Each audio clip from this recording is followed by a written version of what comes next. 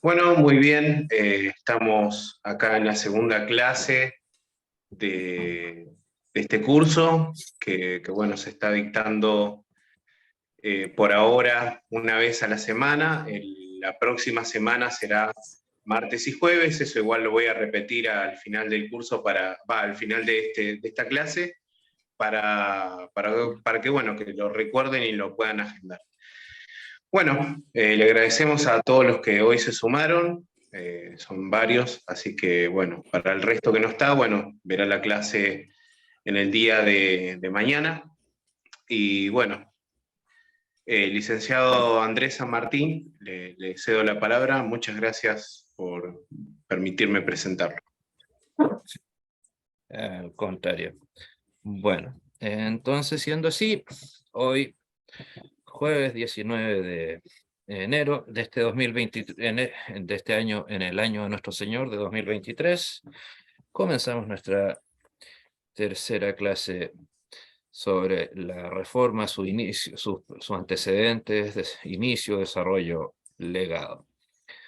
Pues bien, bueno, vamos a compartir entonces la presentación que nos ayudará para dirigir la clase. Ok, ¿está compartida la imagen?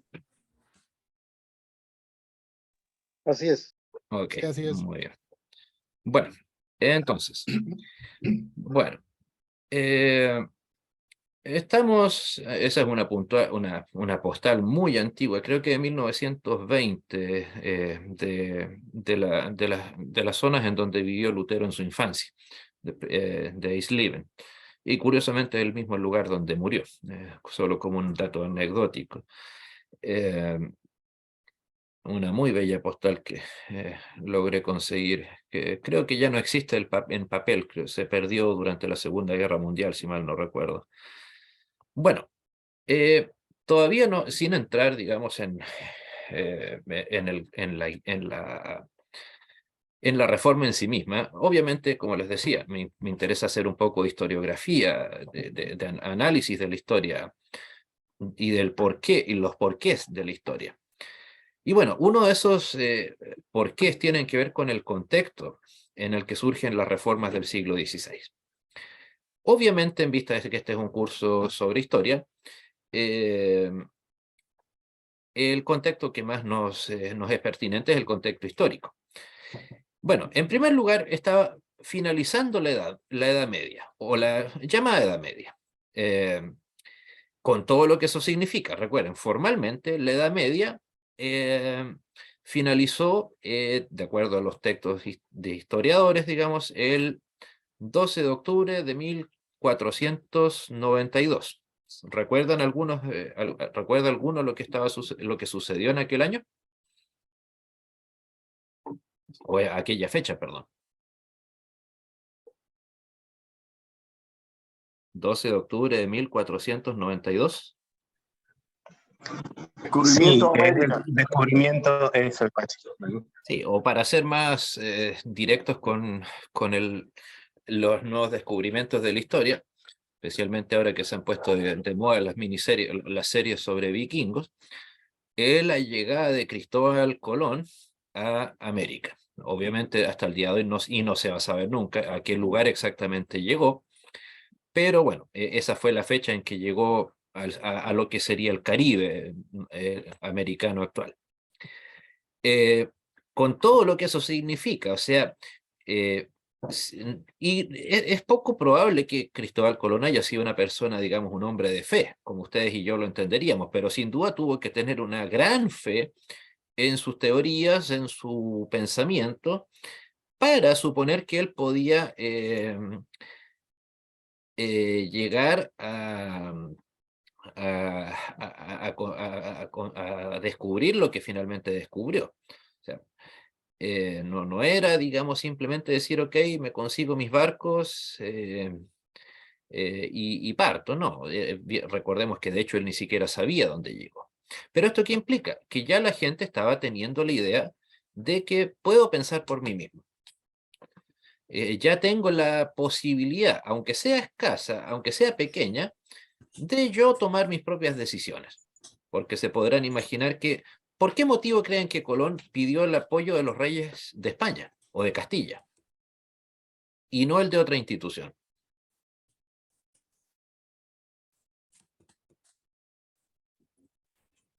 No es que Colón lo haya escrito, por cierto, pero es un tanto presumible.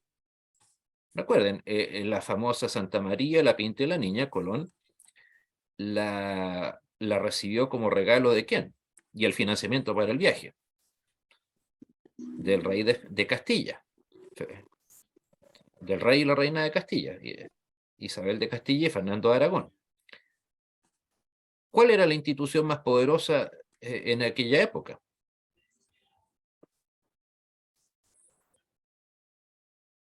La Sacrosanta Madre Iglesia Católica, pues.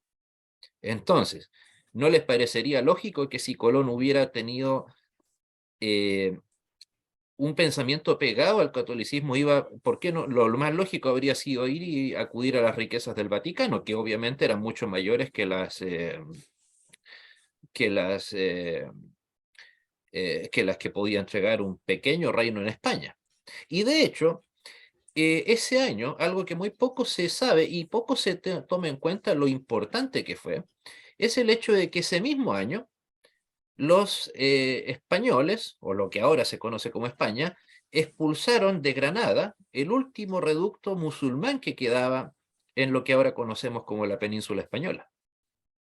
O sea, por lo tanto, ya el cristianismo con eso al fin tenía el cristianismo del Vaticano, digámoslo así, al fin tenía una victoria a su favor, una victoria en lo militar. Al fin se habían sacado encima a los musulmanes que los expulsaron del sur de España y los enviaron al norte de África, el mismo 1492, un par de meses antes de que Colón llegara a América. Entonces, por un lado, se estaba fortaleciendo un nuevo reino, posteriormente un imperio como el español, pero por otro lado se estaba viendo cómo ya los reinos podían hacer algo, arreglárselas solos, digamos, sin la venia de la Santa Madre Iglesia. Entonces eso era un mensaje que subliminal, pero que igual podía quedar perfectamente plasmado en la mentalidad de la gente. O sea, piénsenlo, todas las revoluciones en la historia, ya sea buenas o malas, nunca parten por movimientos masivos. Siempre parten por pequeños acontecimientos que derivan en un acontecimiento gigantesco que se va inflando, ya sea por contingencia, por las circunstancias, por lo que sea que vaya, de lo que queramos hablar. O sea, hasta Cristo mismo comenzó, era una persona acompañado por 12 timoratos discípulos, ¿no? Y nosotros somos fruto de dicha precisamente, de dicha revolución, por llamarlo de alguna manera. Y eso significó todo lo que ya les mencionó, el hecho de que en el contexto en que comienza a surgir la reforma, España o el Reino de Castilla estaba moviendo entonces tropas para conquistar América, desde Florida hasta lo que terminó siendo el sur de Chile y Argentina. O sea, incluso parte de lo que hoy es Brasil, que es cierto, lo conquistó Portugal, pero durante buena parte de eso, durante mucho tiempo, fue colonia también española. Por lo tanto, digámoslo así, había problemas más importantes de los que preocuparse de lo que pudiera ser un simple monjecito alemán, un simple monjecito eh, francés y que se manda a cambiar a Suiza. Porque, matamos a Lutero, matamos a Calvino, Que a muchos Zwingli, siempre, el mismo fondo usa siempre. perdón, matamos a Calvino, matamos a Lutero en una situación hipotética, pero eh,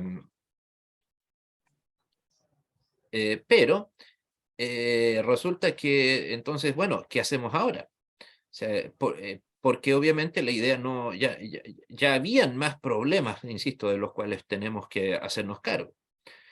Entonces, y eso significó que, por un lado, comienza a agigantarse el Imperio Español para dar lugar a que se empequeñeciera el Sacro Imperio Romano Germano, que formalmente, recuerden, ese fue el imperio en el cual nació Lutero. Simplemente la Sajonia alemana, donde nació Lutero, era parte de ese imperio. Y de hecho, y a su vez, también, como fruto, a pesar de haber perdido España, el mundo musulmán estaba en el auge de su expansión. De hecho, precisamente ese era uno de los tantos ataques que se hacían eh, eh, a, a Lutero y a los movimientos de reforma, que ellos estaban supuestamente debilitando al cristianismo para, digamos, frente a una posible derrota en la Europa continental. Imagínense lo que hubiera significado, o sea, los musulmanes en el 1530, si mal no recuerdo aproximadamente, estaban estuvieron a las puertas de Viena, o sea, la capital de la... o sea, no la capital, pero sí una de las ciudades más importantes de Europa y en particular del Sacro Imperio Romano Germano. Entonces, había un cúmulo de problemas para los que no querían reforma, que hacían que atacar por el flanco netamente religioso, podía ser, pero los podía debilitar en el plano también netamente militar. Pero resulta que si se inclinaban demasiado al tema militar, resulta que iban a dejar de lado el plano religioso. Entonces era como una especie de círculo vicioso para los antirreformadores, que era muy difícil de sacarse de encima. Entonces, y piensen en en ese detalle no menor. España, que terminó convirtiéndose en el segundo imperio más grande del mundo, o sea, con un chasquido de dedos podía hacer desaparecer la reforma. Enviaba tropas a través de los montes Pirineos, si mal no recuerdo, que separan España con Francia y acababan con cualquier intento de reforma en Alemania o en Suiza y nos habríamos terminado todos convertidos en humo.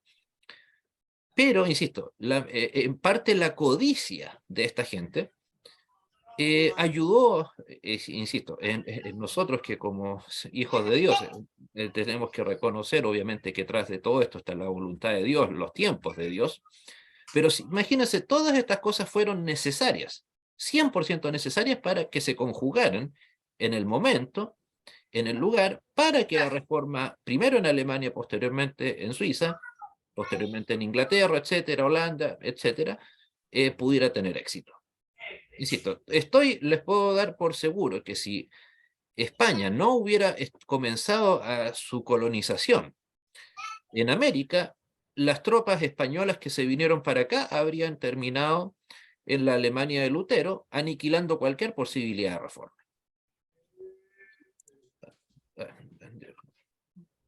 Okay. Ahí para que vean ustedes un mapa en donde se aparece, o sea, lo que ven en rojo que dice Sacro Imperio Romano Germano, eso es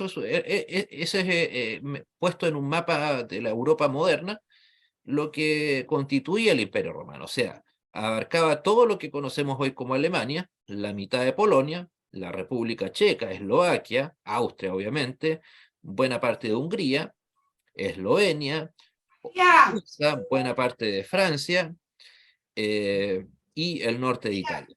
O no, yo creo que incluso un poco más de Italia. Pero precisamente con la llegada de qué personaje, el emperador Carlos V, o Carlos, recuerden que Carlos V, no sé si lo recuerdan, pero tenía dos nombres. Argentina está lejos. En el Sacro Imperio Romano era conocido como Carlos V, pero en su otro gran reino, ¿cuál era? En Berlín, en Alemania. Carlos I de España. Exacto, Carlos I de España. O sea, imagínense a todo lo que está en rojo ahí, sumarle la España, todo lo que es España.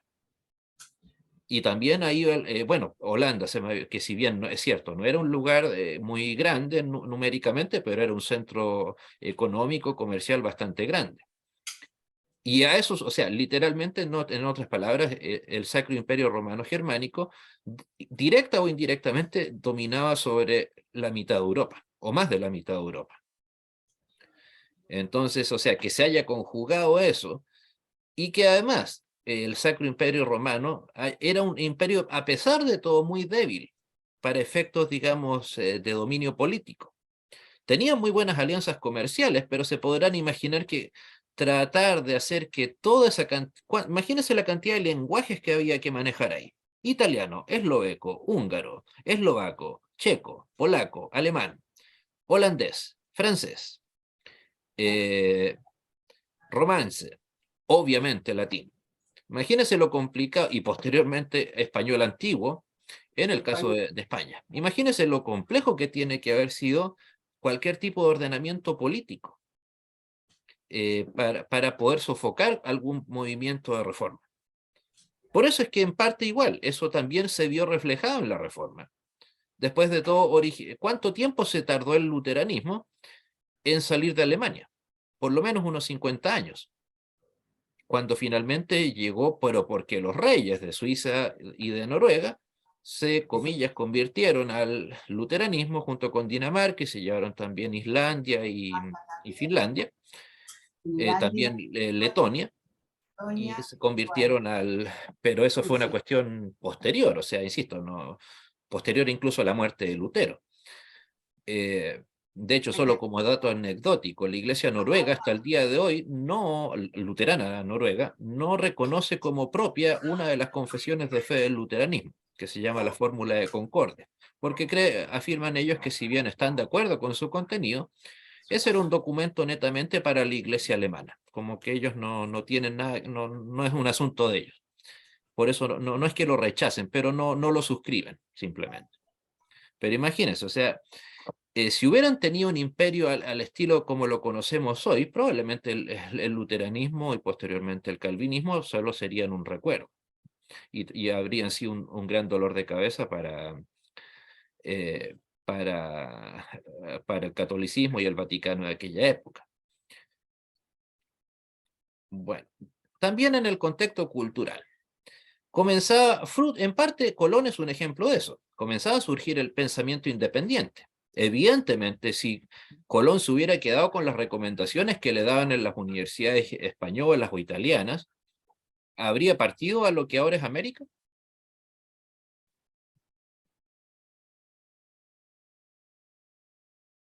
No creo que en alguna universidad le hubieran dicho, ok, caballero, vaya, intente descubrir un nuevo camino hacia las Indias, y nosotros vamos a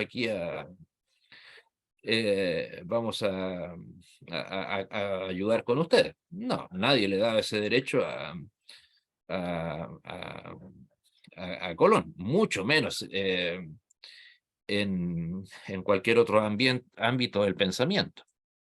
Pero estaba, a pesar de todo, germinando la semilla del pensamiento independiente, de que el ser humano podía pensar por sí mismo, sin tener que pedirle autorización, ya sea a, al rey de turno, al papa de turno, al arzobispo de turno, etcétera, al burócrata de turno.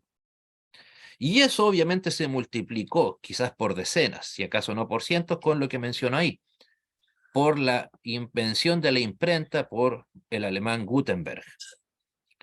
Y eso permitió finalmente que la primera Biblia, llamada Biblia de Gutenberg, fuera impresa o saliera a circulación en 1452.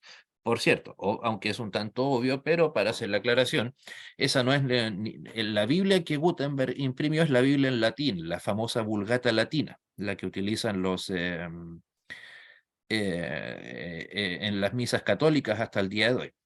Pero, o sea, imagínense, de todas maneras, o sea, no es el único libro que se escribió, perdón, que se imprimió bajo el sistema Gutenberg. De hecho, ese sistema siguió utilizándose hasta prácticamente principios del siglo XX.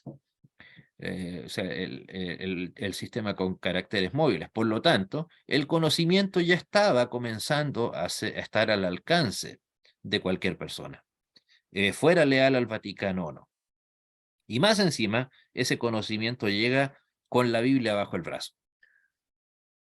Y entonces ahí comienza esa suerte de batalla cultural, concepto que si bien está utilizándose bastante hoy, pero en la práctica esa batalla se peleaba muy fuerte entre los reinos, como lo decía, de España, los reinos más cercanos a Italia, o ni hablar, o sea, la eterna pelea entre Francia e Inglaterra, y a su vez la que comenzó a ser una pelea eterna entre el Reino Unido o el Imperio Británico y España, que tuvo su punto culminante con la llamada Armada Invencible a fines del 1500. Pero, ¿cuál era? ¿Por qué digo que es una batalla cultural? Porque si bien, claro, tenía su representación en las armas, en la guerra, pero también la idea era quién tiene una cultura más digna de imitar. Y en aquella época la cultura incluía la religión.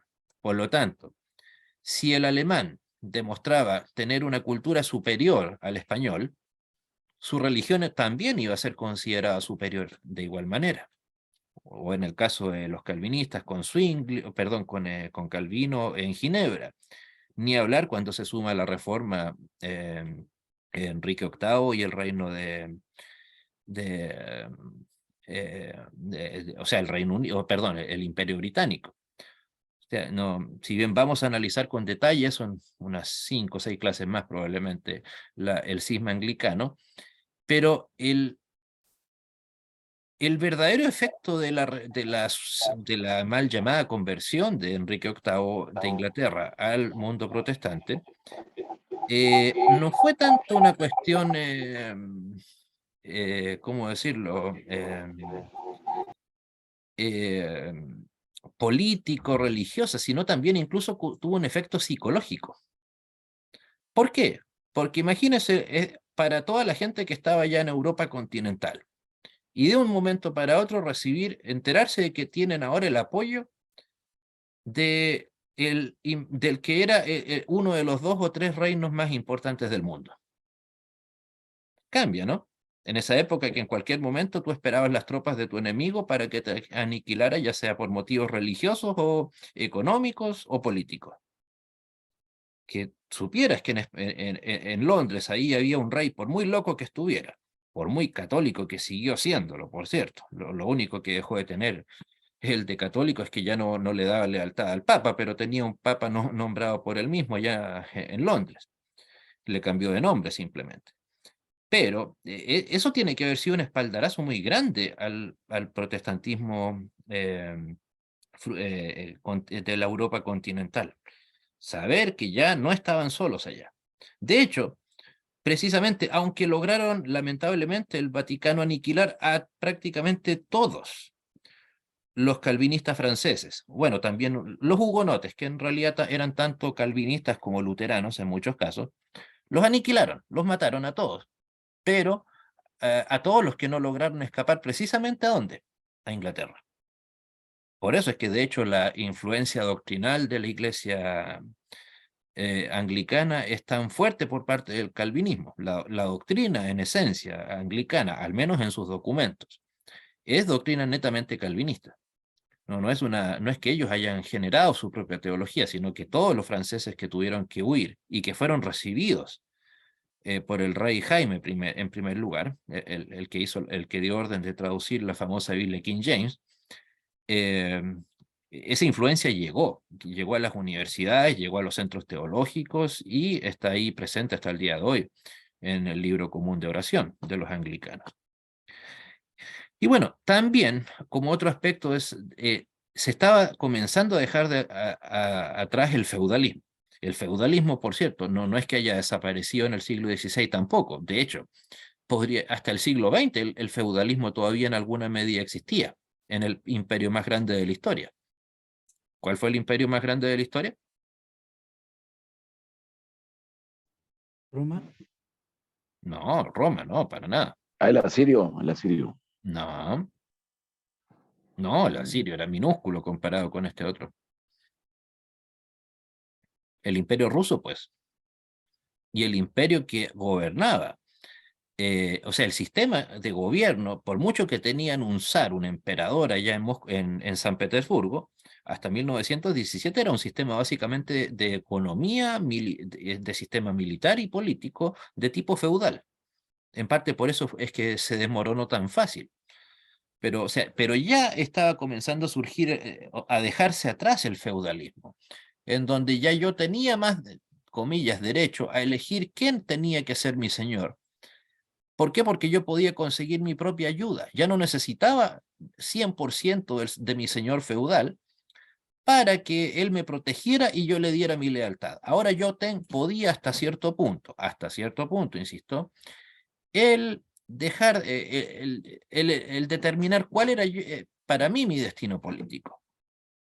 Y por eso es que si lo analizan de ahí en adelante, desde el siglo XV en adelante, todos los reinos fueron bastante volubles, ya sea por motivos religiosos o políticos o económicos, pero reinos aparecían y reinos desaparecían. Incluso precisamente el Imperio Ruso. Recuerden, ahora que está de moda el conflicto Rusia-Ucrania, el conflicto ruso-ucraniano no es un invento ni del señor, ¿cómo se llama este hombre? Putin. Vladimir Putin. Del señor Putin, no es un invento que él simplemente se tomó de un conflicto que literalmente tiene más de 1000 años. De hecho, durante un tiempo, por muy curioso que resulte, Rusia, el Imperio Ruso, pertenecía a Ucrania, al Gran Ducado de Kiev, y simplemente Rusia era una provincia más. O sea, en realidad esta gente se ha odiado, llevan 1000 años odiándose. Ahora simplemente con los medios de comunicación a la orden del día es distinto masificar esta información, pero antes no lo era tan fácil como ahora. Entonces el hecho de que no hubiera un sistema de lealtad, porque por sobre todo el sistema feudal, a lo primero que apelaba era a la lealtad. Yo me debo a mi señor feudal, así como mi señor feudal espera, qué sé yo, mi ayuda en el caso de si es que hay guerra, espera mis impuestos, y como una especie de negociación. Pero ahora yo podía negociar, con el tiempo, comillas, podía negociar con un señor que estuviera en otro lado. Ahí tuvieron mucho labor los banqueros, entre esos, por ejemplo, los famosos Fugger en Holanda. Entonces, ya dejar ese sistema de lealtad tan directa, casi cara a cara, como lo era el feudalismo, también sí, colaboró bastante en allanar el terreno para que el contexto histórico en el que surgiera la reforma fuera el adecuado, el ideal, ¿por qué no? Para que la reforma tuviera éxito. ¿Alguna pregunta mientras tanto? Muy bien. Y por cierto, bueno, no, eso Salvador, dígame. Sí, solo quería entender algo. Más fuerte, por favor, Salvador. Oh, perdón, ¿me escucha? A ver. Ah, quería entender algo mejor. En, en este imperio sobre Rusia, ¿era más católico o había luteranos? No, en Rusia, en aquella época, Sí, sí, o en sea, en la aquella época de la Reforma, sí. o tú hablas de la época de la Revolución Rusa. Sí, de lo que comentaba ahorita. No, no, es que bueno, recuerda, esto, si bien recuerda, todo el mundo oriental de Europa, excepto Polonia, dejó de lado el catolicismo el año 1054. Eh, por eso es del todo falsa la acusación que se hace a Lutero y a los reformadores de que ellos dividieron el cristianismo. ¿Por qué? Porque el cristianismo ya estaba totalmente dividido. O sea, cuando se separó la Iglesia de Oriente con el Vaticano, el año 1054, eh, literalmente se llevó aproximadamente el 60% de la gente que había. No es algo así tan, digamos, no es que Lutero haya llegado o Calvino después a un catolicismo que estaba incólume, inmaculado, sin problema alguno. No, era un catolicismo totalmente dividido. Pero referente al tema el luteranismo, el Imperio Ruso propiamente tal, no llegó nunca. Ellos siguieron siendo de ortodoxos, de la Iglesia Ortodoxa Oriental. los luteranos comenzaron a llegar con movimientos migratorios, pero ya estamos hablando del 1700, los llamados alemanes del Volga, que de hecho en Argentina hay muchos de ellos, y que dieron lugar a muchos movimientos luteranos más conservadores, más bíblicos, eh, pero insisto, posterior, o sea, en el 1700 en adelante. Pero como te digo, eran alemanes que se fueron a la zona del río Volga buscando mejores oportunidades, ya sea económicas como también de libertad de culto. Eso se multiplicó especialmente en el 1818, si mal no recuerdo, cuando muchos alemanes se fueron de Alemania. Algunos se fueron a Estados Unidos y fundaron el Sínodo de Missouri, otros se fueron también a Estados Unidos, pero fundaron el sínodo al cual Moisés y yo indirectamente pertenecemos, el sínodo de Wisconsin. ¿Por qué? Porque en Alemania se creó la Iglesia de la Unión Prusiana, que unía calvinistas con luteranos. Pero en cambio otros tantos se fueron a lo que, insisto, llegó hasta ser la misma Ucrania, tanto Rusia como Ucrania. En realidad en ese aspecto esas iglesias fueron iglesias, decirlo, de migración, de trasplante. Pero el imperio propiamente tal siguió siendo ortodoxo hasta que fue disuelto en 1817, perdón, 1917. No, el catolicismo no era ni siquiera un recuerdo para la época de la Revolución. Podríamos decir perfectamente que la Revolución Soviética mató a más luteranos que católicos, de todas maneras. Porque los luteranos, ellos, a diferencia de lo que solía ser un católico en esa época, no era dado a disimular su fe. La gente de los alemanes del Volga eran gente muy devota. No así el católico observante, como se suele decir. Entonces, claro, obviamente a ellos les fue bastante mal, insisto, la gran mayoría de ellos fueron asesinados, de hecho. O sea, me atrevería a decir que incluso fueron más brutalmente perseguidos que los mismos ortodoxos, porque además que eran menos. Y además que ellos eran mucho más, se les veía como traidores, porque continuaban hablando el dialecto alemán, el alemán del Volga, que no es el mismo alemán que se puede conocer hoy en día. Entonces, en ese sentido, digamos, era ¿cómo decirlo? O sea, fue una cuestión muy posterior. O sea, el luteranismo en el Imperio Ruso es algo, como te digo, que comenzó en el 1700, tuvo su auge en el 1800, no más que eso. Bueno, a ver, y bueno, también, continuando con este punto, aunque algo habíamos mencionado ya, lo de Colón, estaba comenzando a surgir el colonialismo. O sea, los imperios ya no estaban mirando solamente mirándose a sí mismos, sino estaban viendo qué oportunidades tenían en otras partes. Pero el punto es que el que mucho abarca, poco aprieta, dicen por ahí, ¿no? Entonces, si querías ir a colonizar, pues bueno, tenías que sacar gente del lugar en donde tú estabas. Y eso en alguna medida ayudó bastante a que la reforma no tuviera tanto soldado encima.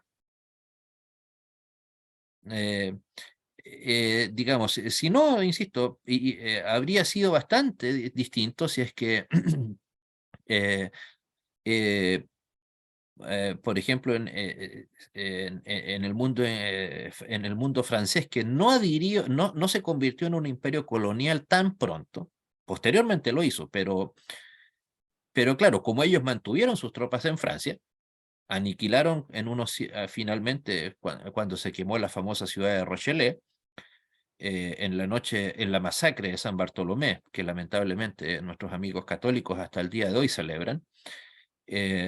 No recuerdo la fecha exacta, pero todavía es celebrado con gran pompa y ceremonia, tal vez no en Latinoamérica, pero sí a nivel mundial, que fue donde finalmente se masacró a la última ciudad de hugonotes que quedaba. Pero precisamente porque eso fue más fácil la herejía protestante fue más fácil de controlar en Francia versus otros países, porque ahí todavía no había proceso de colonización masivo como el que se llevó a cabo en los otros reinos. Claro, España sería una excepción, pero recuerden, España es una península, por lo tanto es mucho más difícil controlar o permitir que gente, o más fácil, perdón, el impedir que movimientos misioneros llegaran a ingresar a tus propias fronteras, ¿no? Es distinto controlar a través de una cordillera a controlar en territorio raso como lo era la Alemania de Lutero o la Suiza de Calvino.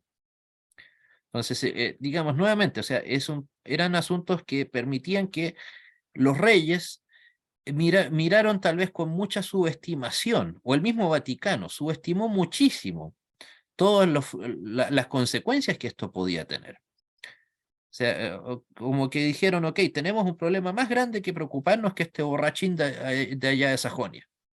Tenemos un problema más grande que preocuparnos de estos fanáticos religiosos allá en Ginebra. Ni hablar de ese loco mujeriego de Enrique VIII en Inglaterra. Tenemos problemas más grandes de los que preocuparnos. El problema es que no vieron, como malos políticos, digamos, no vieron que el problema se les podía venir a largo plazo.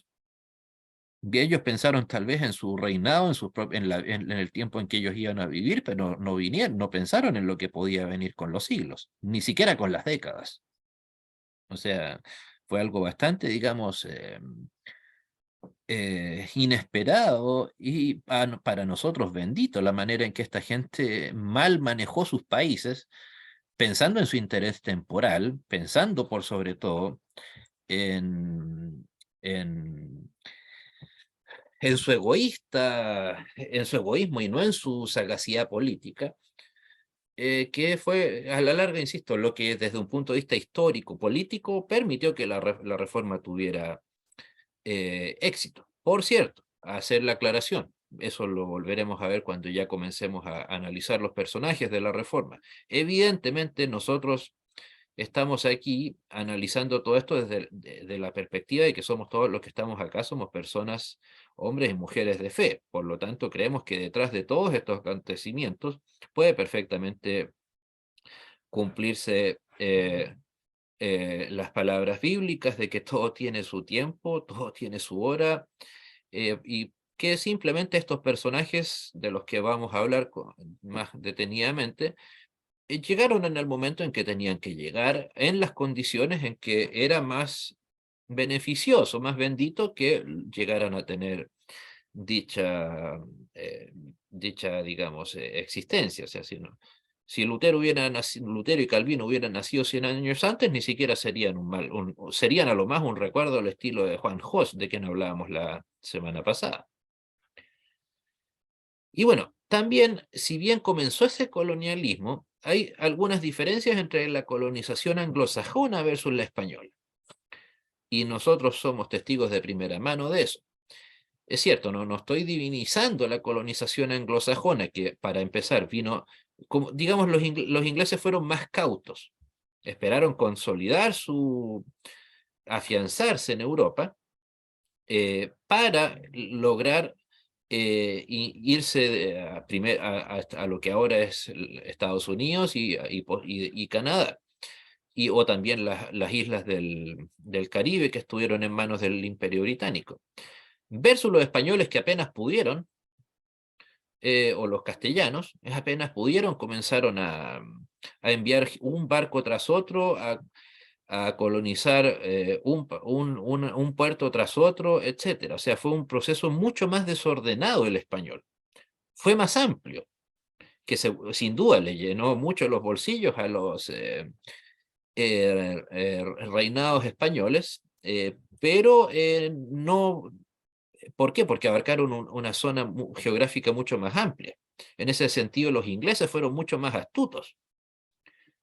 Y ya tenían sus colonias allá en India, en el oriente, pero también no se volvieron, diríamos nosotros en vocabulario moderno, no se volvieron locos en conquistar todo el mundo. De hecho, recuerden, esa es una gran diferencia entre la colonización americana de los españoles versus la anglosajona. ¿Quiénes llevaron a cabo la colonización anglosajona? ¿Quiénes la iniciaron? Pues, ¿Dijiste algo, Moisés? Inglaterra, los ingleses. ¿Pero qué tipo de ingleses? No recuerdo bien. Partieron primero los que llegaron a Virginia y fundaron Jamestown, que fue básicamente el primer puerto que tuvieron los ingleses en 1607. En cambio, insisto, en 1607 prácticamente podría decirse que los españoles ya eran dueños de de todo el resto de América. O sea, y de nuevo, el dicho popular, el que mucho abarca, poco aprieta. En cambio, los ingleses partieron fundando Virginia, pero también fueron, digamos, escaladas muy puntuales. No es que se hayan gastado la mitad de su presupuesto real para enviar gente a América, porque la siguiente colonización vino 13 años después, 1620, el famoso barco Mayflower. ¿Y por qué motivo se fueron los del Mayflower a colonizar, o a vivir más que a colonizar, en lo que ahora es Massachusetts? ¿Qué buscaban ellos?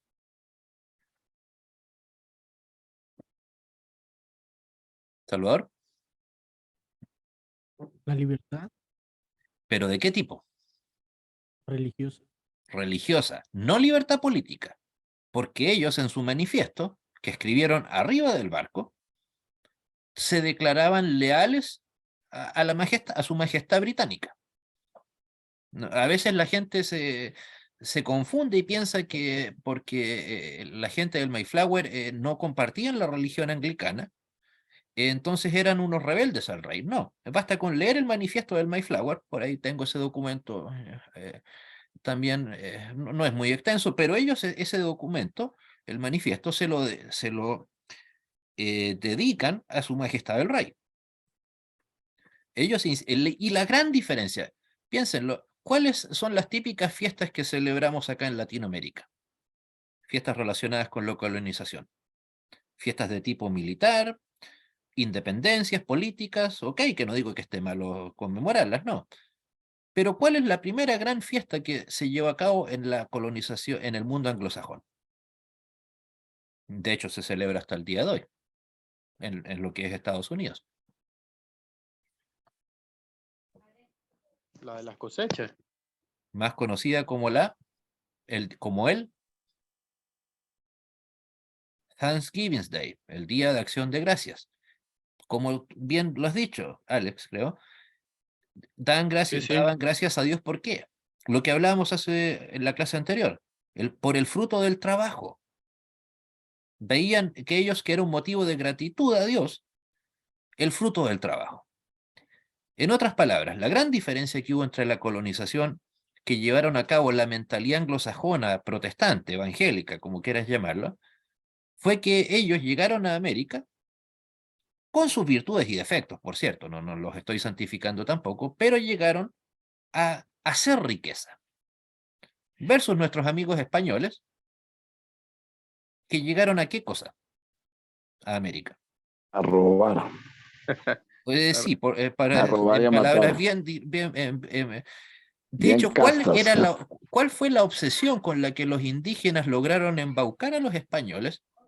De manera bastante astuta, tuvieron a los españoles durante 300 años dando vueltas por toda América buscando El dorado. el dorado. O sea, simplemente, en vez de lo El que oro. hicieron los del Mayflower, que se bajaron del barco y comenzaron a trabajar con los indios de su zona, porque en un principio, por cierto, se murió más de un cuarto de las personas que estaban en el barco, porque las plantas que tenían, todos los frutos que tenían para plantar, no servían en esa arena mezclada con, perdón, en esa tierra mezclada con arena. Tuvieron que lograr hacer acuerdos, arreglos con los indígenas, y con eso lograron salvar sus vidas, si no se iban a morir todos de hambre. Por eso es que era tan importante esa primera cosecha. No era simplemente la cosa simbólica, ok, es nuestra primera cosecha, así como tal vez nosotros celebramos a nuestros hijos el primer día de clases, qué sé yo, el primer trabajo, el primer sueldo. No, era literalmente, ellos no hubieran tenido esa cosecha en 1620, se morían, así de fácil. En cambio, como bien dice Moisés, los españoles acá llegaron simplemente a tomar lo que había, y en la mayor parte de los casos a robarlo. O sea, en otras palabras, ellos llegaron a extraer, conseguir riqueza, A pero no a quedarse. trabajarla. Ujú. Es que el problema también hay, maestro, es que, según dice la historia, quienes vinieron a descubrirnos, la peor ralea de los españoles, o sea, los que estaban condenados a muerte, están en las cárceles, o sea, como es, si se pierden, pues no se pierde nada, pero llegaron y encontraron, imagínense, semejante tesoro. Sí, pero de todas maneras, o sea, los grandes militares que llegaron desde México hasta Chile, Hernán Cortés, Pedro de Valdivia, no sé cuál fue el conquistador de Colombia, pero bueno, ¿cómo se llamaba el De otro? las casas, Rodrigo Jiménez de Quesada, Ya, todos esos eran, en Pedro efecto, eran Heredia en militares, no eran Cartagena. gente no eran personas Mm, que que conocían el arte del trabajo, ellos conocían el arte de qué cosa, de la guerra. Ok, no vamos a entrar a debatir ahora qué cosa, si es digno o indigno el mundo militar, eso no es nuestro tema ahora. Pero la diferencia es que ellos en efecto venían precisamente a conseguir riqueza para quedársela a ellos y otro tanto dársela al mundo, a la corona. En cambio, por eso les digo, es tan fundamental la mentalidad con la que se llegó acá a Latinoamérica. ¿Fruto de qué? En la mentalidad, en la colonización anglosajona, llegó precisamente la mentalidad de la reforma versus la española, que seguía viendo el trabajo como algo azaroso, algo complicado. ¿Por qué? Porque lo lamento por nuestros amigos católicos, por la cosmovisión católica, que jamás ha visto en el trabajo, al menos en sus dogmas, ha visto en el trabajo algo dignificante, cosa que para nosotros es precisamente todo lo contrario. Insisto, ¿cuáles son las fiestas que no? O sea, los españoles prácticamente se bajaron de sus barcos a buscar el dorado. Los del Mayflower se bajaron ¿a qué? A plantar, a trabajar. Un trabajo. Nunca fueron millonarios, de hecho, para nada. O sea, tampoco es que hayan sido pobres, pero incluso cuando en América Latina apenas existía un puñado de centros de estudio, el pastor John Harvard estaba fundando la Universidad de Harvard. Creo que eso fue en 1683. Bueno, ahí nos dimos un... Salvador, dime. Sí, eso les ayudó mucho, ¿no? A los anglosajones cuando llegaron con América, con los nativos, que me imagino yo que vieron los nativos que llegaron y dijeron, enséñanos a cultivar, a cosechar, a trabajar las tierras, y ellos vieron personas que venían a ayudarles a crecer, tanto como económicamente, a- y fue la gran diferencia a los nativos que les tocaron a la llegada de los españoles, ¿no? Que llegaron robando, matando. O sea, claro, en el caso de los nativos que se enfrentaron o tuvieron en el buen sentido el concepto de enfrentar a los colonos, a los peregrinos, perdón, eh, veían en ellos gente, en el peor de los casos, gente con la cual poder hacer un buen trato, un buen negocio, una suerte de simbiosis. Tú me traes tu conocimiento, yo te colaboro con el mío y todos nos beneficiamos. O sea, evidentemente había muchas cosas que porque, por cierto, no es que recuerden, lo que querían simplemente era no estar obligados, los del Mayflower, a ser parte de la iglesia, la iglesia formal. Ellos se consideraban y eran buenos ciudadanos, pero decían eso, pero para ellos el ser buen ciudadano no tenía por qué ser sinónimo de pertenecer a una iglesia formalmente establecida por un rey. Ellos querían ser tan cristianos como lo eran en Londres, aunque pasaron, no sé si lo sabían, pasaron un par de años primero antes de partir a América, estuvieron en Holanda un tiempo. O sea, pero claro, ellos, los indígenas de América del Norte, probablemente vieron en buena medida a estos peregrinos como un tipo de aliado o de mutuo comerciante, si lo quieres decir en otras palabras, tal vez. En cambio, o como bien lo decías, ¿no? O sea, acá en Latinoamérica, o en lo que ahora es Latinoamérica, veían a un conquistador, a un enemigo. Y salvo un puñado de excepciones, nunca fueron aliados en nada.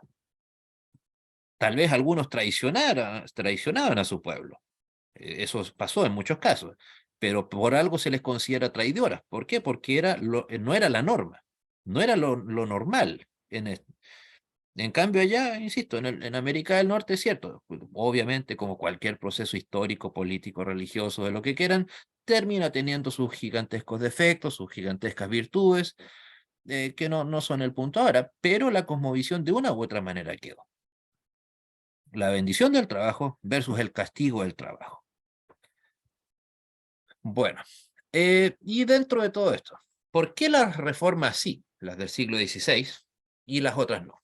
Factores políticos, algo de eso hemos hablado. O sea, en primer lugar, la Alemania de Lutero era un país, recuerden, dividido, que si bien estaba bajo el yugo del Sacro Imperio Romano Germano, la Alemania de Lutero eran más de 300 reinos semi-independientes uno del otro, que básicamente se reunían en las llamadas dietas para debatir asuntos comunes.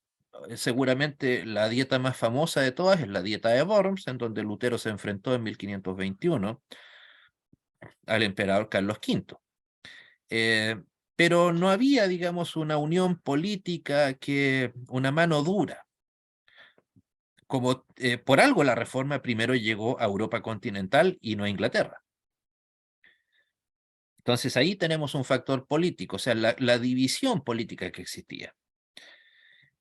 Factores económicos también. La gente también quería comenzar a independizarse. Y además, es lo que indirectamente mencionábamos la clase anterior, es el hecho de que la gente también se daba cuenta de que, bueno, quiero tener libertad de comerciar con quien yo estime conveniente. ¿Por qué le voy a tener que pedir permiso a un papa, a un concilio, a un rey? Si eso mientras no afecte su integridad, pues bueno, porque no voy a poder comerciar con quien estime, con quien yo lo desee. Entonces la gente se dio cuenta que podía conseguir riqueza, sin que esa riqueza pasara por la autorización ni del Papa ni del Rey. Sumado al hecho de que la Alemania de Lutero, como les decía, o la Sajonia de Lutero, era un país pobre. Probablemente el Lutero que conocemos, que tuvo lugar, no habría tenido éxito en un país rico. Como les decía, ¿por qué las indulgencias a partir de 1515, cuando comenzaron a venderse? El Papa no dio orden de que se vendieran en Ámsterdam, donde estaban los millonarios banqueros Fugger. ¿Por qué no dio la orden de que se vendieran en París, la ciudad de las luces? ¿Por qué no se vendieron en Londres, ciudades llenas de dinero, con mucha gente acaudalada? Pero, sin embargo, mandan a que Tetzel venda estas indulgencias en uno de los países más pobres de Europa. ¿Por qué? Porque en aquella época la pobreza era ¿Por qué? sinónimo de ¿qué? Ignorancia. También de ignorancia. Exacto, y ese cambio de paradigma precisamente llegó gracias a la reforma. Hoy en día una persona puede ser pobre, pero puede tener mucho conocimiento. Ok, que en el mundo latinoamericano el conocimiento teológico bíblico no es muy valorado, pero pero al menos no se le puede acusar a la persona de ser un ignorante. Y entonces, por lo tanto, ¿a quién es más fácil de quitarle sus recursos? ¿Al ignorante o al sabio que había estudiado en Oxford, que había tenido... ignorante. Evidentemente al ignorante.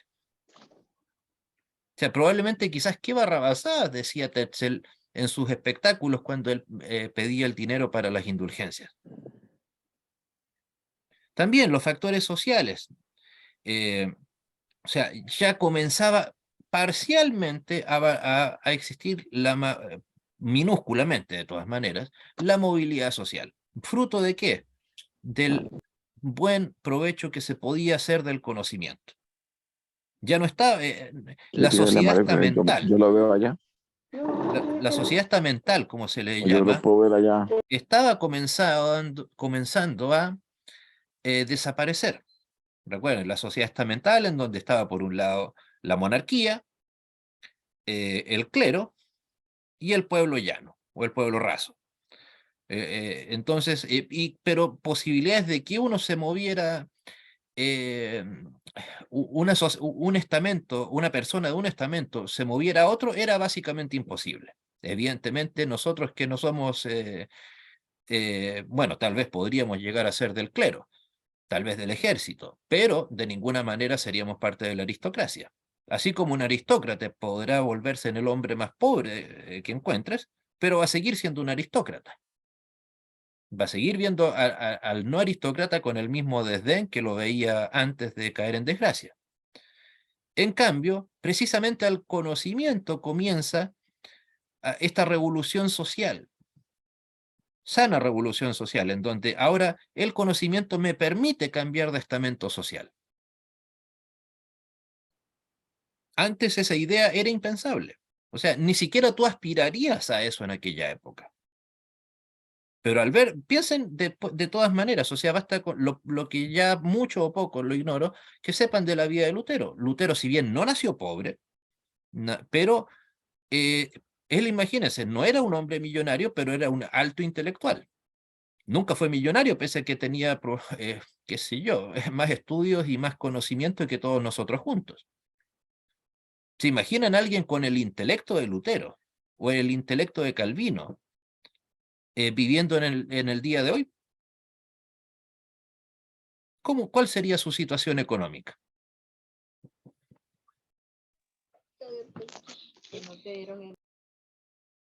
Muy buena. Muy Sería buena, o sea, acaudalado. le faltaría tiempo para las cátedras universitarias a las que tenía que dar. En cambio, literalmente tenía que tener hasta su propio caballo en Alemania para poder moverse de un pueblo a otro para dictar sus cátedras.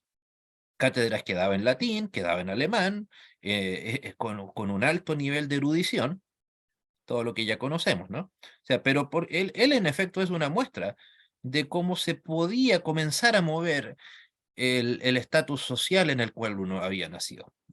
Originalmente, hasta la época de la Reforma, posterior incluso un poco igual, el nacer ¿cómo decirlo?, en un estamento social, era una condena hasta la muerte. Tú nacías pobre en estrato social, las posibilidades de moverte de ese estrato eran casi imposibles, ya sea hacia arriba o hacia abajo. La movilidad social no era una idea, no era algo que la gente anduviera pensando en, ok, voy a estudiar más para trabajar más y tener mejores condiciones. No, eso no sé, pues es como que nosotros nos esmeráramos mucho en aprender hoy en día para poder viajar a la luna. ¿Por qué? Porque sabemos que eso, uno, no es algo ni siquiera que nos interese, en muchos casos. Pero tampoco, digamos, es algo que, perdón, a su vez es algo que también sabemos que las posibilidades de alcanzarlo son cercanas o lejanas.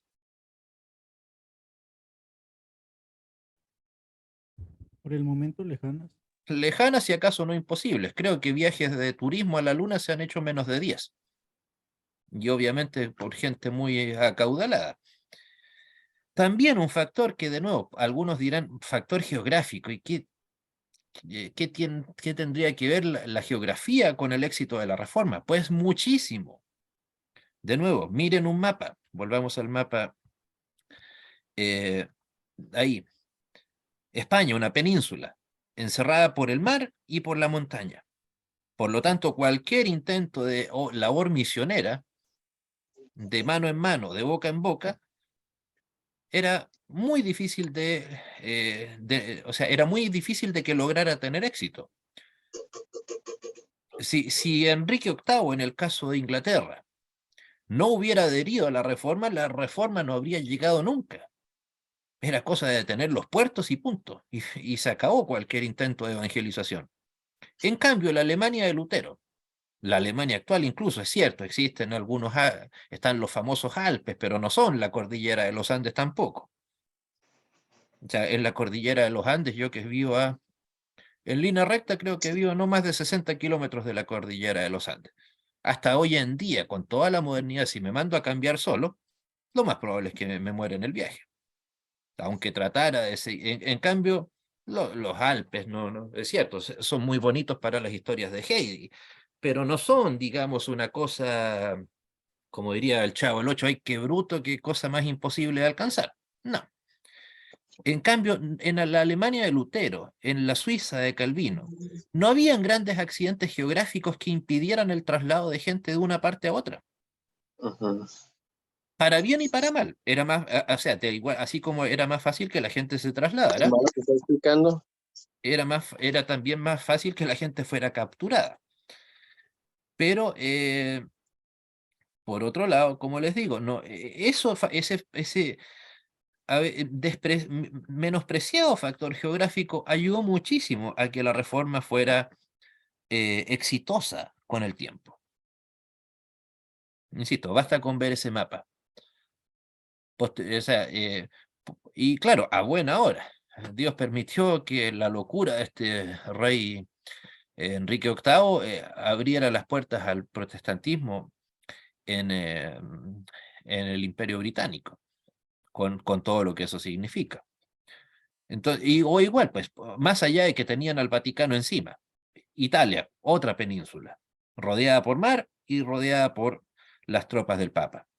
Imposible que en la lógica de aquella época se lograra cualquier intento de labor evangelística, misionera. Imposible. En cambio, en la Alemania de Lutero, además, piensen, ¿en qué parte del mundo está la Alemania actual y la de Lutero? Básicamente en el centro del mundo. Ni hablar, en el centro de Europa. Entonces, era una caja de resonancia, un lugar mucho más fácil de abordar, de llevar a cabo cualquier labor, como les decía, de expansión de ideas, en este caso, de expansión misionera. También, y los factores ético-morales. Precisamente el Vaticano ya venía, como lo mencionamos en la clase anterior, de sus dos grandes derrotas, las cruzadas y su fracaso ético-moral llamado Inquisición, que demostró, insisto, la bajeza moral, ética del Vaticano. Ok, se podrán imaginar que a mí, profesor San Martín, me encantaría tener 200 alumnos en vez de 17 que hay en este momento. Pero ¿qué hablaría de mi capacidad como docente si es que para tener dicha cantidad de alumnos anduviera con pistola en mano? ¿Se diría que solamente soy un mal docente? No, probablemente se pensaría que soy alguien que fracasó en su labor, que no fue capaz de atraer a su público, a sus alumnos en este caso, y que por ese motivo necesitaba de la amenaza, en este caso, en el caso del Vaticano y la Inquisición, del fuego, de los autos de fe, de la hoguera, etc. O sea, en ese sentido, recuerden, la Inquisición no es solo una muestra de la maldad del Vaticano, sino por sobre todo de su fracaso. El Vaticano no fracasó el día en que se disolvió la Inquisición. Moralmente, el Vaticano fracasó el día en que comenzó a funcionar la Inquisición. ¿Captan mi lógica? Me interesa mucho que lo hagan, por favor. En general, todos estos procesos de fracaso ético-moral marcan su fracaso en el principio, cuando comienzan a ser implementados, no en la finalización. Cuando se ve su aparente fracaso físico, verbal, ¿no? Perdón, físico visual, perdón. Por ejemplo, el muro de Berlín, el muro de la vergüenza, como se le llama. ¿Cuándo fracasó? El 9 de noviembre, de 1989, a las 21 horas, cuando se anunció que iba a abrirse la frontera. O el domingo 13 de agosto de 1961, a las 0 horas, cuando fue cerrada la frontera. ¿Cuándo fue el fracaso de la DDR? y de su proyecto. Cuando fue cerrada. ¿Perdón? Cuando fue cerrada. No, cuando fue Exacto. abierta. No. ¿Por qué? Porque demostró que la única manera que tenía Walter Ulbricht Honecker, que para mi gran vergüenza terminó viviendo sus últimos días acá en Chile, junto a su esposa, la única manera que tuvieron de mantener leales a su gente era a través de las balas y del encierro. Lo mismo, insisto, en la Inquisición. La Inquisición no fracasó en el 1807 cuando el rey Fernando VII ordenó que se disolviera. Porque recuerden, de hecho, la Inquisición española, que fue la más macabra y la más exitosa a su vez, en cantidad, no fue disuelta por el Papa, ni por el Gran Inquisidor. Fue disuelta por el rey de España. De hecho, las mismas leyes que podrían haber enviado Lutero a Calvino, que enviaron a Hos y a todos los herejes a la hoguera en el 1600, perdón, 1500, bueno, 1600 también, siguen tan vigentes hoy, a pesar de que llegó el famoso Concilio Vaticano II, entre el 1962 al 65, siguen tan vigentes hoy como hace 500 años. Lo que pasa es que simplemente el Vaticano ya no tiene qué tipo de poder. Político. Político y obviamente militar. Por lo tanto, las leyes del Vaticano son inaplicables. Pero no es que vayan a encontrar un documento en donde diga, ok, hemos llegado a la decisión de que las leyes inquisitoriales ya no serán efectivas contra los hermanos separados. Es cierto, nos cambiaron de nombre. Somos hermanos separados, no somos herejes, aunque la verdad que me llame hereje un católico me hace sentir bien. No, quiere decir que estoy haciendo las cosas bien. Me preocuparía si el señor Ratzinger, el último gran inquisidor, me diría hermano en Cristo. Eso la verdad que me asustaría bastante. Espero que ustedes también. Pero recuerden, o sea, esas leyes, insisto, que enviaban a nuestros antepasados en la fe a la hoguera, siguen vigentes en el día de hoy. Simplemente no se pueden cumplir. ¿Por qué? Porque, insisto, el Vaticano no tiene poder directo, al menos.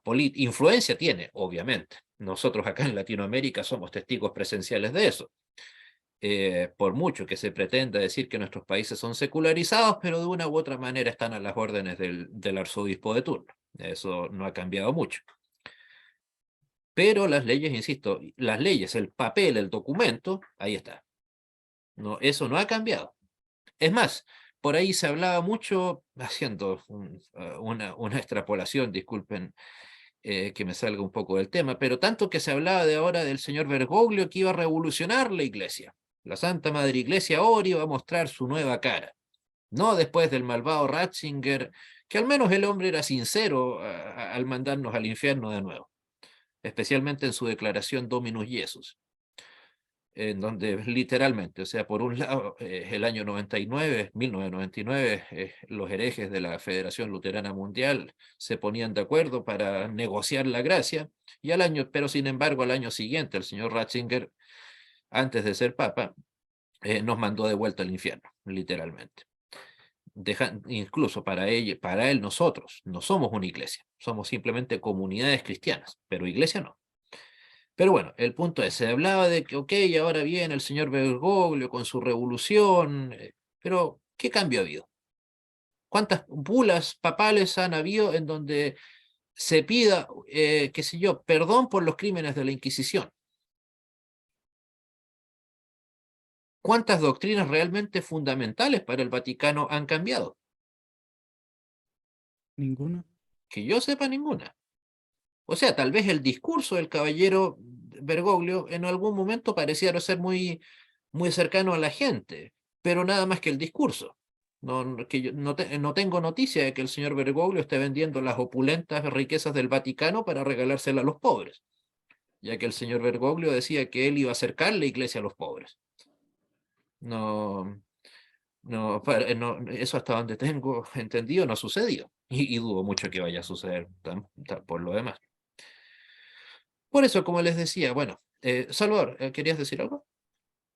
Sí, la única diferencia que ha habido con él, que yo he visto que nomás sabe cómo hablarle a las demás iglesias, sectas, como le Hola. quieran llamar, es que ha sabido cómo manejarlas y hacerlas que se acerquen, pero sin cambiar algo del Vaticano, simplemente que ellos acepten a su propuesta y que se acerquen como lo que han hecho en Oriente, no recuerdo, en los Emiratos Árabes, creo que fue donde hicieron lo de que juntaron la iglesia de musulmán y católica, que hicieron ahí una plaza.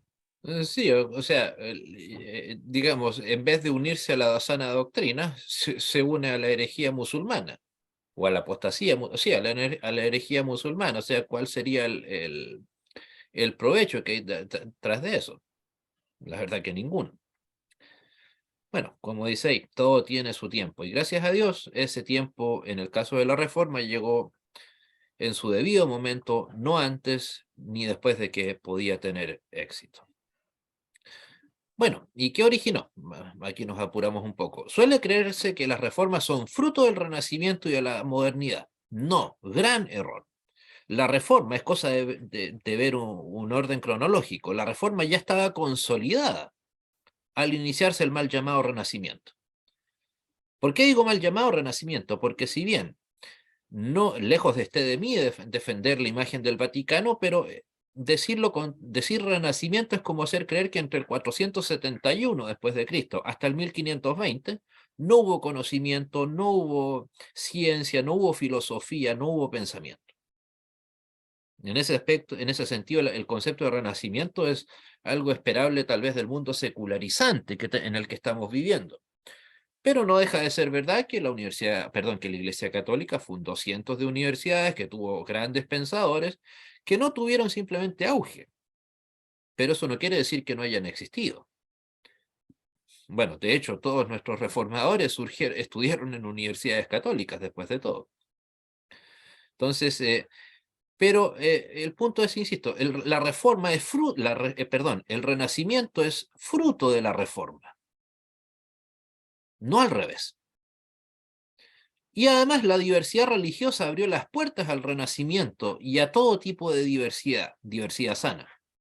Porque después de todo, lo que más valoraba la gente era su relación con Dios, su iglesia. Por lo tanto, si había maneras distintas de pensar o de afrontar la iglesia, tenías derecho a la disidencia política, o al menos a opinar distinto, sin que eso te pudiera costar la vida. Comenzaron a surgir distintos sistemas económicos y insisto, diversos tipos de diversidades. No las mal diversidades que conocemos hoy en el siglo XXI, obviamente. Pero sí, pero incluso estas mal llamadas diversidades del siglo XXI no habrían tenido lugar si es que no hubiera comenzado la diversidad religiosa, que es básicamente la más importante de todas.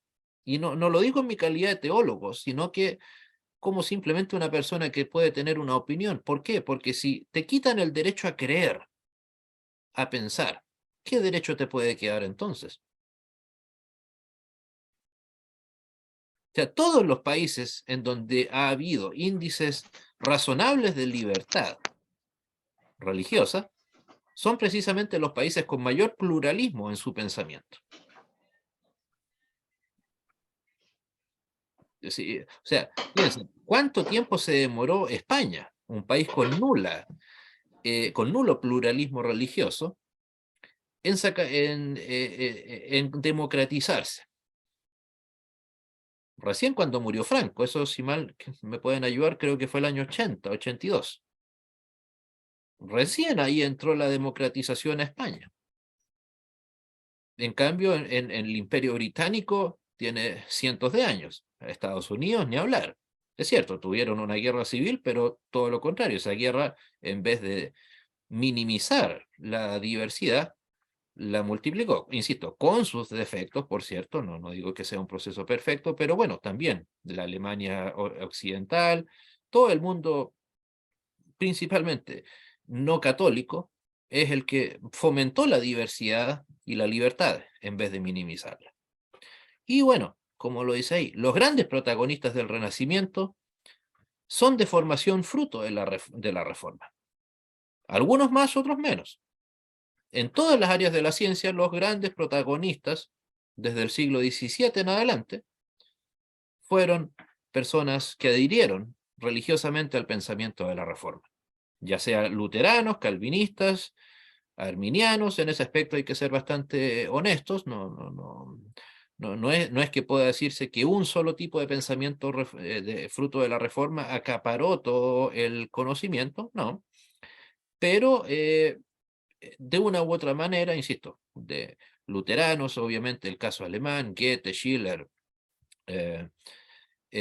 bueno, y de hecho los mismos grandes reformadores eran altos eruditos.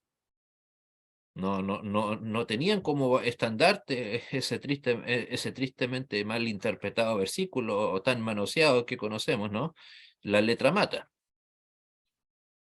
que están ocupados hoy en día, especialmente en algunos sectores protestantes acá en Latinoamérica. Recuerdo que ese fue el primer versículo que me dedicó un conocido acá en Temuco cuando se enteró que me iba a ir a estudiar al seminario el año 2000.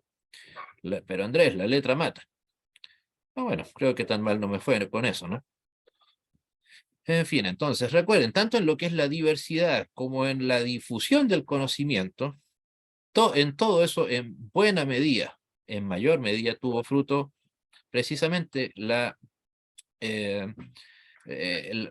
hijos herederos, llamémoslo así, de la Reforma.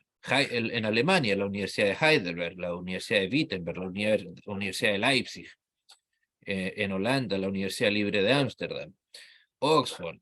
En Estados Unidos, bueno, fueron fundadas como colonias todavía, pero la Universidad de Harvard, como les decía, fundada por el pastor John Harvard. La Universidad de Princeton, fundada por un grupo, si bien ya no pertenece a la iglesia presbiteriana, pero fue fundada por un grupo de pastores presbiterianos. Y así Yale también creo que fue fundada por pastores metodistas. O sea, y así podríamos continuar. Entonces, digamos, en ese aspecto, cuidado, atentos a cuando se nos trata de decir que el Renacimiento, perdón, fue lo que dio lugar a la Reforma. No, basta con, insisto, con ver un orden cronológico de acontecimientos. No amerita mayor ni siquiera debate eso. El Renacimiento llegó 100 años después de la Reforma. En fin. Bueno. Quedo atento ahora a sus preguntas, hermanas y hermanos, comentarios.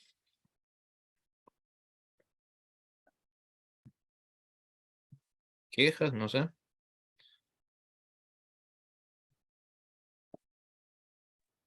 Profesor, usted decía que de los reformadores, digamos, Lutero, Calvino y alguien que dijo algo así que no lo nombró bien o que debemos de agradecerle bien, ¿quién era? ¿Zwinglio? ¿No? Zwinglio, allá sí. Arrio, Zwinglio, Calvino. No, Arrio es muy anterior. No. Arrio no ¿Eh? era parte del. No, Arrio fue No, conocido como. Él era el opositor, el principal opositor a la Trinidad en la iglesia, en los orígenes de la iglesia. Ah, ya. Y me gustó mucho el aporte del profesor que nos dio precisamente la colonización que hubo, digamos, de los anglosajones, o sea, de Norteamérica, por cuestión religiosa, gente más culta, a la verdad, lo que nos descubrieron en Latinoamérica. ¿Sí? El régimen, digamos, de religioso es más educacional que su sometimiento, ¿no? Aunque hubiera venido de una situación de un régimen fuerte, también pues nos habían sometido de otra manera, pero pues digamos el Norteamérica lo descubrieron de una mejor manera y llegaron dispuestos fue a colonizar, a vivir y a aportar, más no a robar como nos tocó acá o a saquearnos. Sí. Y bastante bien Eso que fue lo bueno. hicieron. Sí, bastante, sí, correcto. Y como dijiste, Pablo, que la primera universidad que se fundó, Harvard. No sé Una de si las fue la primeras. primera, pero sí la más llamativa. O sea, bueno, y quien no, quien que Sí, tenga la posibilidad no le gustaría estudiar en Harvard hasta en el día de hoy. Ah, claro. Sí, correcto. Sí, porque son muy nombradas, renombradas. Harvard, Oxford. sí,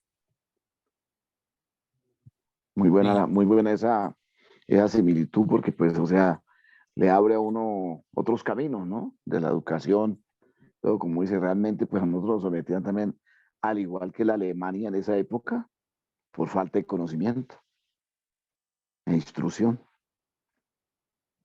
claro, si bien ese versículo bíblico, mi pueblo perece porque le faltó conocimiento, está vinculado más al tema Oseas cuatro profético, seis pero Oseas 4:6. sí, ok, gracias. Pero ese versículo es plenamente, se cumple plenamente en el proceso del que estamos hablando, ¿no? O sea, ¿por qué estuvo al borde de perecer Alemania? Precisamente porque le faltaba conocimiento. ¿Por qué España nunca logró ser fue un imperio en lo militar, sin duda, eso que duda cabe, pero nunca fue un imperio en lo cultural. Profesor, algo que tú dices también, cuando que a nosotros nos llamen herejes es un atributo, Mm, sí, a buena hora, ¿sí? ¿no? Porque en medio de todo, pues como dice, pues modestamente nos enseñan, conocemos. Yo lo digo por conocimiento de causa. Yo fui católico, casi cura, o sea, me iba a ir de cura, pero desistió, luego seguía y seguía, llegué a unas iglesias reformadas y posteriormente Dios me dio la dicha de llegar al luteranismo. Y pues realmente decía que estudiaba mucho en lo católico, posteriormente decía que estudiaba donde estaba reformado, pero ahora sí digo, estudio mucho más en lo luterano, a lo cual le doy gracias a Dios. Me alegro, pues. Bueno, no sé si hay otra pregunta, otro comentario antes de cederle la palabra. a- No, veo que no hay chat, nada. ok. Bueno, siendo así, te cedo la palabra finalmente para cerrar la sesión. Bueno, le agradecemos a cada uno de los que participó en el curso, en esta segunda clase. La verdad, bastante interesante. Hemos visto bastantes cosas relevantes, ¿no? Que forman parte, digamos, de toda esta estructura, ¿no? de la reforma. Y bueno, espero que cualquier duda o cualquier material que necesiten lo expresen en el grupo, así se los pasamos. Y bueno, y por último, recordarles que las clases van a ser en el mismo horario, 21 horas, pero a partir de la semana que viene van a ser los días martes y los días jueves también. Así que bueno, por mi parte eso, y muchas gracias a cada uno de los participantes y bueno, esperemos que motivemos a los que hoy no estuvieron para que también participen. Bueno, buenas noches entonces, Dios les bendiga, nos encontramos el próximo martes si a Dios así lo permite. Muchas Igualmente, gracias por muchas su gracias, profesor. participación. Y Muchas gracias a todos recuérdense los hermanos. suscribirse al canal del profesor, a darle me gusta a ese video. Y miré que muy pocos me gusta tuvo el video de la Yo lo clase vi, primera. ya me suscribí, también me dio Sí. muy buena la aclaración, hermano, y pues también motivar a los que no vinieron hoy, que ojalá siguiéramos ahí. Ok. Muy agradable el compartir con todos ustedes, hermanos.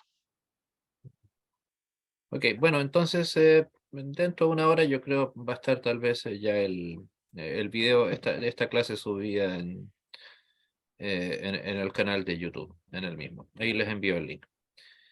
Bueno, Y bueno, pues, recuerden cualquier profesor, solicitud lo de que dijo en material las me la charlas, hacen directamente o en el chat, da igual, y ahí busco lo que pueda el proporcionar. de las conversaciones, algo que dijo el hermano al comenzar, Ah, las charlas de el Lutero, sobremesa. Ok, la perfecto. charla, es correcto, gracias, muy Ok, formal. bueno. Bueno, Dios los bendiga, bendiciones para todos. Buenas noches. Muchas Buenas gracias, noches. buenas noches. Buenas Buenas noches. Gracias noches. por todo, profesor. Adiós. Juan, Chao, buenas pues. noches. Chao. Buenas noches. Chao, buenas noches.